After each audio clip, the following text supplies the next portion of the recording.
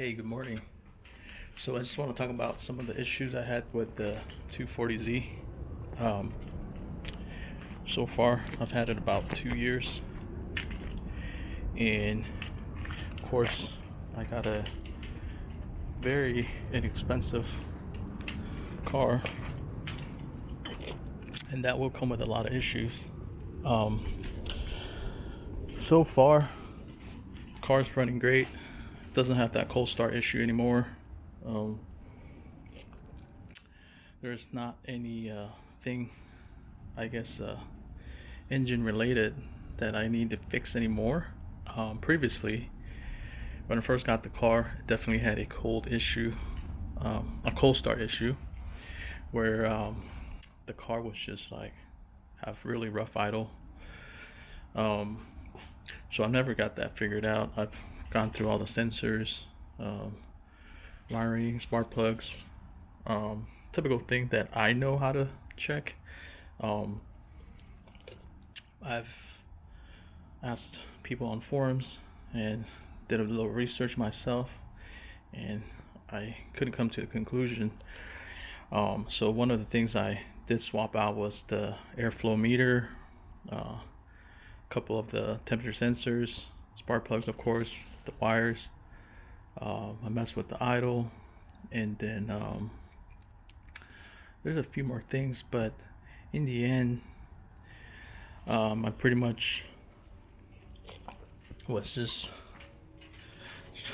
I guess I just lived with it, I start up the car, let it warm up, then the car ran fine. But then another issue came where the car would just turn off for no reason. So I didn't know what to check for, since me and the friend, we ran through everything, couldn't figure it out why it was starting at a certain point. Of course, we always check the vacuums, make sure all the plugs are in, and the ignition, I even thought that had a problem. Of course, the wiring from the original owner, I'm pretty sure they've done something that I didn't know what they did. So the ignition is not working. They've wired a starter switch here, which was covered this way. So I've been driving this way, but I want to get a new switch and fix that problem, because I did follow the wiring. It did go directly to the starter and the power. That's how they, I guess, made the shortcut to, I guess, override this switch. So that's an issue that I will tackle. But it wasn't the problem here, because then the car would still start once in a while. So it turns out I had somebody in the Z community. They recommended me a mechanic, and that guy, right away, I knew he knew what he was doing.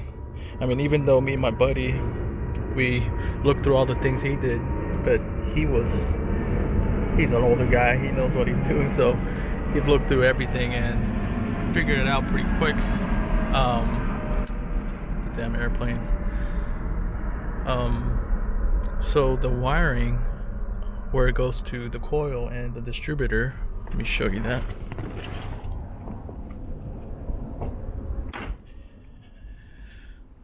There was what do you call this, ratness under here. He checked all the contact points, rewired it, checked all the vacuums, also fixed that.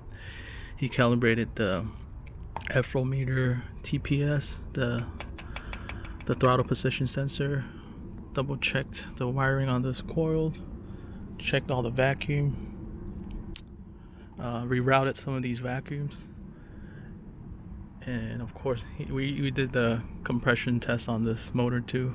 They showed good compression on all of them. So right away the car started with no cold start issue, no like rough cough or anything. The idle was perfect, for a cold start. So now the only thing left for me to do is update these plugs, because the previous setup or how it was running before. Oh, I did forget to mention the timing was off.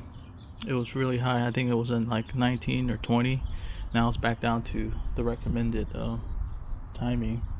I think it's like around 10 or 11 or something. So that was completely off, running really rich. It fouled all the plugs. This was fixed now, so I need to address the dark and burnt plugs. The next thing I'm going to do too is to redo the ground. This is the grounds from, you know, who knows, the original 70s. I've never had issues with cooling either, so that's a good thing about that. Now, for other thing that's not related to the engine would be the brakes. Right now, there's a lot of shakes when I brake, and yeah, especially when I brake at low or high speed.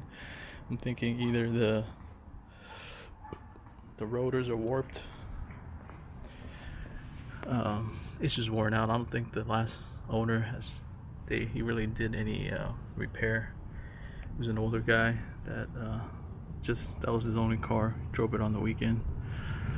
Didn't really take care of a lot of the stuff.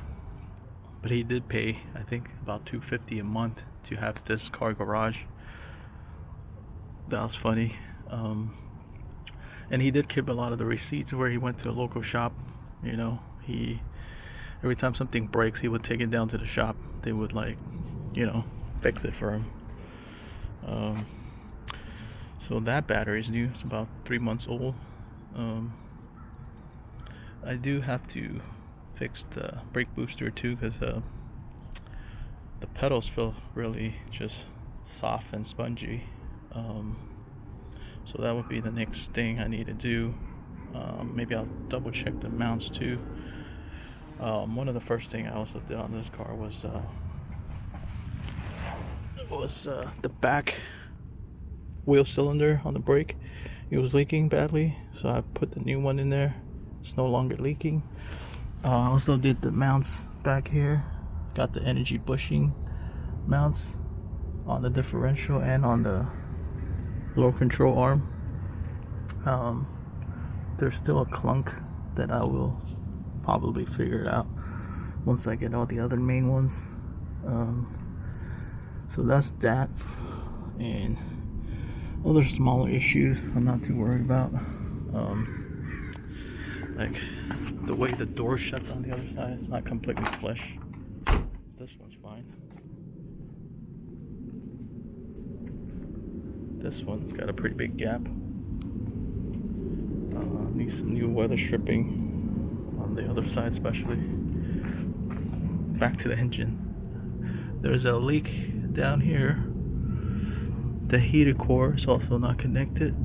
The coolant T here, it's overcomplicated because the heater core stuff is disconnected. Need to do an oil change as well. This is something I added to. Fuel pressure monitor. Fuel pressure. It's important, I guess. You gotta know how much fuel is being pushed into your injectors. Well, I actually did forget to mention I did do the injectors too. I got brand new injectors, so I have to mention that. Rotor and caps, of course I did that. Next thing, the headlights. I think once we upgrade the ground, it's gonna be a lot better. You can see them dim easily, you know, when the idle goes up and down. But things I plan to upgrade to, maybe a set of shocks.